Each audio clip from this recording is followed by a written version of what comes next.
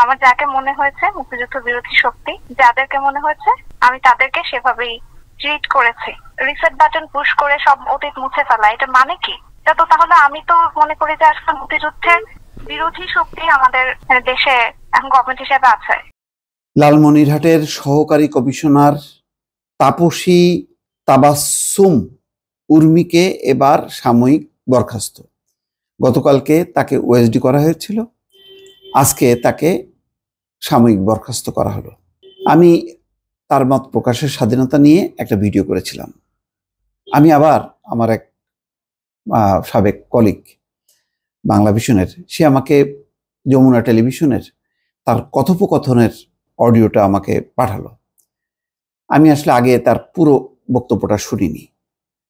আমি এটা শোনার পর একটু হতভম্ব খেয়ে গেলাম। মানে উর্মি পুরো বিষয়টা বিকৃত করে ডক্টর ইউনূসকে যেভাবে দোষারোপ করছে যে আপনার কাউন্টডাউন শুরু হয়ে গেছে মহাশয়, এটা এক ধরনের থ্রেট, হুমকি। এগুলো রাজনৈতিক কর্মীরা করে, কখনো প্রশাসনে সরকারি চাকরিতে এইভাবে করে না। প্রশাসনের প্রত্যেকেরই মত প্রকাশের স্বাধীনতা আছে অবশ্যই, কিন্তু এইভাবে তার প্রধান নির্বাহী তো একেবারে বলতে গেলে তার মূল বস হচ্ছেন এখন প্রধান উপদেষ্টা, ধরেন প্রধানমন্ত্রী, তাকে কি এইভাবে বলতে পারে? আর বলার বেসটা যে রিসেট বাটনে ক্লিক করলে অতীত মুছে, উনি কি বলছেন কখনো যে 15ই আগস্ট, বঙ্গবন্ধু, মুক্তিযুদ্ধ সবগুলি রিসেট বাটন দিয়ে সব মুছে ফেলা হবে? এটা মিন করছে? কোনোভাবে এটা মিন করেননি। এই যে বিভাজনটা, এই বিভক্তিটা, মানে আমার যে জুনিয়র কলিগ হলো খুব চমৎকার বলেছে যে এই বিভক্তিটাই তো আওয়ামী লীগ করেছে। মুক্তিযুদ্ধের পক্ষে বিপক্ষে, মুক্তিযুদ্ধের পক্ষে বিপক্ষে কে? কেউ কি বলবে যে আমি বিপক্ষে? কেউ বলবে না। বাংলাদেশের এইরকম যদি মুক্তিযুদ্ধের বিপক্ষে বলে হাতে কোনো 1%। এবং তিনি উর্মি আমি দেখলাম যে বলছে যে তাহলে তো বুঝতে হবে যে স্বাধীনতা বিরোধীরা এখন দেশ চালাচ্ছে বা ক্ষমতায় আছে। যেই কথোপকথন সাংবাদিকের সঙ্গে দেখলাম যমুনা টেলিভিশনে, এটা তো একটা মনে হলো যদি মানে উর্মির বক্তব্য না হয়ে এটা যদি অন্য কারোর কাছ থেকে শোনা হতো, তাহলে মনে হতো যে একটা ছাত্রলীগের নেত্রী কথা বলছে, মানে বা একটা রাজনৈতিক কর্মী, এবং সে অবশ্যই একেবারেই মানে অন্ধ আওয়ামী লীগার। শুধু সে আওয়ামী লীগ কর্মী বলেনি, কিন্তু বাকিটা সব বলছে।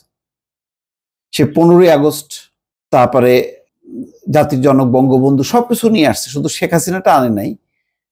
তো ঠিক আছে, বুঝলাম জাতির জনক বঙ্গবন্ধু তিনি করে, ঠিক আছে, কিন্তু 15ই আগস্টের কথা বলা, মুক্তিযুদ্ধের মানে পক্ষ বিপক্ষ, এবং বারবার বলতেছে আমি মুক্তিযুদ্ধের সপক্ষের শক্তি, এবং দেশ যদি হয় আমি কোনোভাবেই এটা মুক্তিযুদ্ধের পক্ষেই থাকবো, চাকরি গেলে যাবে না যাবে, মানে এমন একটা যে তিনি হচ্ছে একেবারে মুক্তিযুদ্ধকে ধারণ করতেছে। আর এই সরকার, যে সরকার এখন আছে গণঅভ্যুত্থানের মধ্য দিয়ে, সেটা হচ্ছে মুক্তিযুদ্ধের না তেমনটা, মানে মুক্তিযুদ্ধের ধারাবাহিকতা বা অঙ্গীকার তাদের মধ্যে নেই। আওয়ামী লীগরা যেমন মনে করে যে আওয়ামী লীগের বাইরে যত শক্তি আছে সব হচ্ছে স্বাধীনতা বিরোধী। ঠিক উর্মির কথাটা আমি পুরোটা শোনার পর আমার কাছে কিন্তু সেটা মনে হলো। তারপরে বলতেছে যে 71 মীমাংসিত সত্য, আর গণহত্যার কথা যেটা বলা হচ্ছে এটা হলো অভিযোগ, এটা প্রমাণিত না। আচ্ছা, এইটা মানে কেবল একটা এত বড় ঘটনা ঘটছে, এবং বলা হচ্ছে বাংলাদেশের ইতিহাস তো বটেই, পাকিস্তানেও 52 ভাষা আন্দোলন,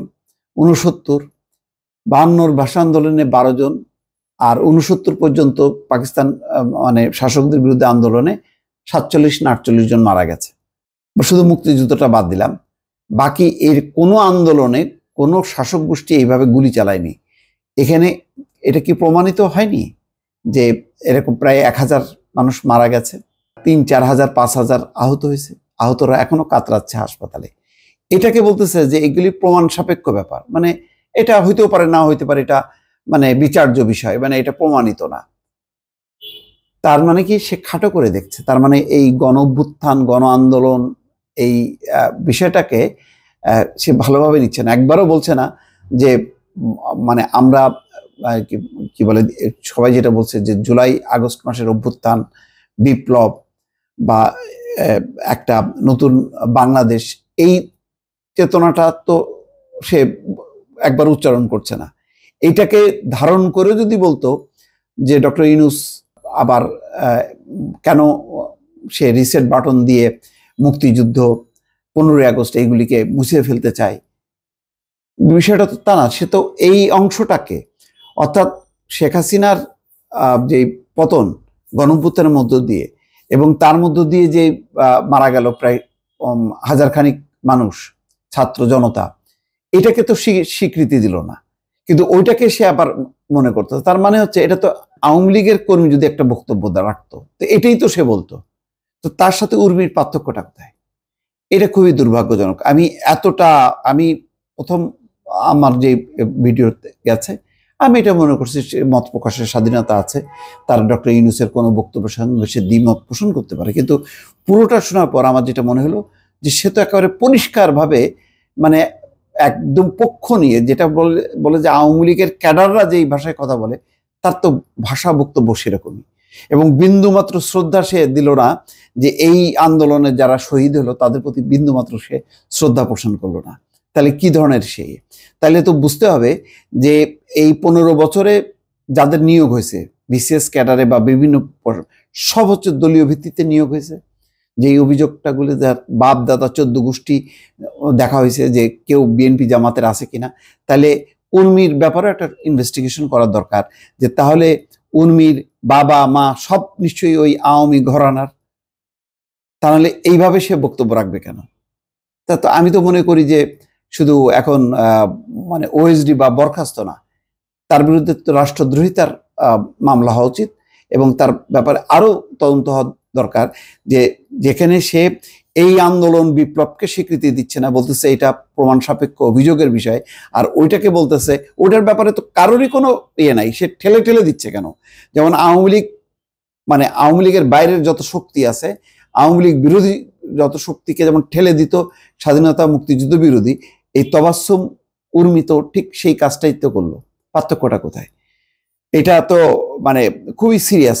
আমি মনে করি যে সে প্রধান উপদেষ্টাকে কটাক্ষ করছে বা সমালোচনা করছে, এটা আমি মানে এই ব্যাপারে আমার খুব একটা নেই যে এটা আমার থাকতে পারে। আমি নিজে বহু যদি সমালোচনার বিষয় আসে আমি সমালোচনা করব, কিন্তু মানে সে এই গণঅভ্যুত্থানটাকে বিপ্লবটাকে খাটো করে দেখবে, এটাকে আবার তুলনা করবে যে ওইটা প্রমাণিত মীমাংসিত বিষয় আর এটা মীমাংসিত বিষয় না, এটা একটা বিতর্কিত বিষয়। এই যে একটা ধারণা সে প্রতিষ্ঠিত করার চেষ্টা করলো, এটার সাথে আমি একমত হলাম না। আমি মনে করি যে উর্মির ব্যাপারে আরো ভালোভাবে তদন্ত হওয়া উচিত। আমি এই ভিডিওতে এই দাবিটা করলাম। দর্শক ভালো থাকবেন, আল্লাহ হাফেজ।